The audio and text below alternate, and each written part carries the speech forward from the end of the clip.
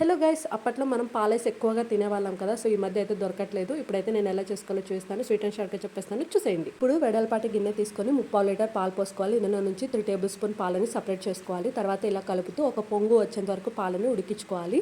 పాలు ఉడికేలోపు ఇంకొక కప్ తీసుకొని 1 టేబుల్ స్పూన్ కార్న్ఫ్లవర్, మనకు మిల్క్ పౌడర్ దొరుకుతుంది కదా, 10 రూపీస్వి 2 ప్యాకెట్స్ తీసుకోవాలి. అలాగే ఇంతకుముందు తీసి పెట్టిన పాలను వేసేసుకొని ఉండలు లేకుండా కలుపుకొని ఆ స్లరీని పక్కన పెట్టుకోవాలి. పాలు ఇలా ఉడుకుతున్నప్పుడు స్టవ్ని సిమ్లో పెట్టుకొని ఇంతకుముందు రెడీ చేసుకుని కార్న్ఫ్లవర్ మిక్స్ని వేసుకొని ఉండలు లేకుండా కలిపేసుకోవాలి.